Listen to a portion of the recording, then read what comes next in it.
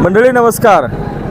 जवळा जिल्हा परिषद गटातलं सावे बामणी हे गाव आहे आणि या गावात सावे गावामध्ये आपण सध्या आहोत. सावे गावामधली राजकीय परिस्थिती नेमकी काय आहे याचा आढावा घेतो. काही जुनी जाणती मंडळी आपल्यासोबत आहेत, त्यांच्याकडून आपण जाणून घेऊया सावे गावातलं राजकीय वातावरण नेमकं काय आहे. काही या ठिकाणी बसलेली मंडळी आहेत, त्यांच्याकडून आपण जाणून घेऊया नेमकी परिस्थिती काय नावांना. रेड्डी BS. काय कसं आहे वातावरण, काय राजकीय वातावरण काय म्हणते. राजकीय वातावरण नेहमीच सावेगाव हे शका पक्षाचा बालेकिल्ला आहे. बाहेर डॉक्टर गणपतराव देशमुखांच्या पाठीशी सुरुवातीपासून सावगाव राहिलेला आहे. इथं विरोधकांच्या काही वेळा काही निवडणुकीमध्ये सभासद झालेले नाहीत आणि सभा झालेली नाही, त्याला प्रतिसाद मिळालेला नाही. आणि मताचं जर तुम्ही बोलाल तर साधारणपणे 100, 150, 200 या दरम्यान मतं आतापर्यंत ज्या विधानसभेच्या निवडणुका झालेल्या आहेत त्या विधानसभेच्या निवडणुकीमध्ये सावे गावातून शेका पक्षाला भरघोस अशा प्रकारचं लीड मिळालेलं आहे. आता सध्याची जिल्हा परिषदेची निवडणूक चालू आहे, जिल्हा परिषद आणि पंचायत समितीची निवडणूक जी चालू आहे याच्यामध्ये सावेगावचाच एक उमेदवार आमचा आहे. शेळके साहेब, त्यांची मिसेस या ठिकाणी पंचायत समिती गणामधून उभा राहिलेली आहे.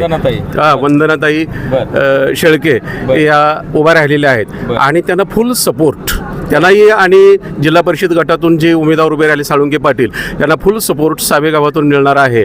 आणि जास्तीत जास्त लीड म्हणजे शेका पक्षाची लीड देण्याची सावेगावची जी परंपरा आहे ती परंपरा याही निवडणुकीमध्ये कायम राहील अशी आशा वाटते. साधारण आता इथलं तरुणांचा प्रतिसाद कसा वाटतो. तुम्ही जुनी जाणती मंडळी आबासाहेबांच्या संबंधित होती, तरुणांचा प्रतिसाद कसा वाटतो का अगोदरची पिढी. तरुणांचा प्रतिसाद जो आहे तो अतिशय चांगला आहे. डॉक्टर बाबासाहेब देशमुख यांच्या नेतृत्वाखाली सावे गावानं नेहमीच कालच्या विधानसभेच्या निवडणुकीमध्ये सुद्धा सावे गावानं भरघोस अशा प्रकारचं मतदान डॉक्टर बाबासाहेबांना केलेलं आहे. आणि त्यांच्या नेतृत्वाखाली सावेगावची तमाम तरुण मंडळी, जाणती मंडळी, सर्व प्रकारची मंडळी जी आहेत ती त्यांनी जो सांगेल शब्द तो प्रमाण मानतात. म्हणजे शेका पक्षाचे जे नेते आदेश देतात त्या पद्धतीनं सावगाव कार्य त्या ठिकाणी करताना नेहमीच दिसते आणि याही निवडणुकीमध्ये चांगल्या प्रकारे ते काम करेल अशी अपेक्षा आहे. बरं साहेब, शेवटचा प्रश्न, आबासाहेबांचे संबंध कसे होते या सावेगावचे, काय आठवणी सांगता येतील का. आबासाहेबांचे संबंध अतिशय जिव्हाळ्याचे सावेगावांचे होते. ते जुन्या जाणत्या मंडळींना, तरुण मंडळींना सुद्धा अगदी नावानिशी ती ओळखत असत आणि कोणताही प्रश्न, कोणतीही समस्या घेऊन त्यांच्याकडे गेलं तर ते अतिशय चांगल्या पद्धतीने सोडवत असत. आता सावे बामणी नदीला जो पूल झालेला आहे तो काय तशी वाहतूक इकडं काय नव्हती सुरुवातीच्या कालावधीमध्ये. केवळ इकडं बंधारा खाली झालेला आहे देवकती व साळुंके वस्तीच्या दरम्यान आणि इथं पाणी साठायचं आणि त्यामुळे जवळजवळ महिना 2 महिने जाता येत नव्हतं. वाडेगाव मार्गे जावं लागत असे तर वाहतूक बंद राहायची. आणि केवळ सावे गावावरील प्रेमापोटी शासनाला तसं यामधून काही महसूल मिळणार नव्हता.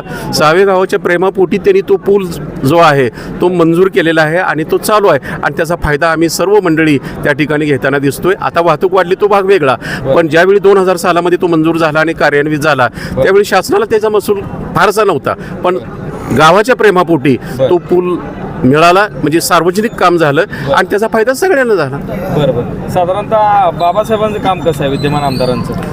त्यांचंही काम ते आबासाहेबांना आदर्श मानून त्या पद्धतीने त्यांचं काम चालू आहे. तरुण आहेत आणि प्रामाणिकपणे काम करणारा तो माणूस आहे आणि आता तर वर्ष झालेलं आहे, अजून आपल्याला त्याचं दिसेल पुढे तुम्हाला. त्याला थोडंसं नौका उमेदवार आहे, तरुण आहेत आणि ते सध्या तरी आबासाहेबांचे जे आदर्श तत्व घालून दिलेले आहेत त्या पद्धतीनेच ते कार्य त्या ठिकाणी करताना दिसत आहेत. बरोबर. काय नावांना निवांत बसलाय, वातावरण काय म्हणते. वातावरण चांगलं आहे ना. चांगलं आहे का. तरुण मंडळी काय म्हणते. सर्व जिथून येणार. उमेदवार कसे आहेत. व्यवस्थित आहेत. बरं. आता सभेच्या ठिकाणी आपण आहोत, काय माहोल काय म्हणतोय साधारण. माहोल काय, नारळ येणार आहेत. नारळ येणार. बरं बरं. 100% शिट्टी आली होती, आता नारळ सभेला शिट्टी गाजवली जोरात. नारळ येणार म्हणा की. बरं बरं. काय वातावरण काय म्हणते. काय वातावरण म्हणते अण्णा. ओकेच आहे.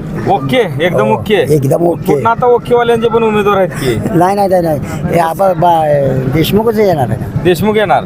बरं. इथं वातावरण चांगलं आहे. चांगलं आहे. तर आबासाहेबांबद्दल काय सांगताय. आता मला जुन्या माणसाला कशाला विचारताय. आता तुम्ही जुनेच आहेत. जुन्या माणसांनी जुन्या संदर्भात सांगितलं तर विश्वास ठेवतात. बाबू सरने जे सांगितलं, तरुण माणसांनी सांगितलं तर जास्त विश्वास ठेवत नाहीत लोक. बाबू सरने जे सांगितलं येते यश येणार. बरं. तुमचे अनुभव कसे आहेत आबासाहेबांबद्दल. चांगले. काय आठवण काय सांगता येईल सांगा. जुना जाणता माणूस होता फार, त्यांनी काम केलं, सगळ्या गोष्टी केल्या, नाही एक मोठा आदर्श घालून दिला महाराष्ट्रामध्ये. हो चांगलंच आहे. बर बर बर, भावना चांगल्या आहेत म्हणा हो, तुमच्या. चांगली आहे. बर, बाकीचं आता सध्याचं राजकीय वातावरण चांगलंच आहे. एकदम चांगलं आहे. हो. बर बर बर, काय नाव ना, नाव सांगा फक्त, बाकी काय बोलू? सदाशिव गडदे.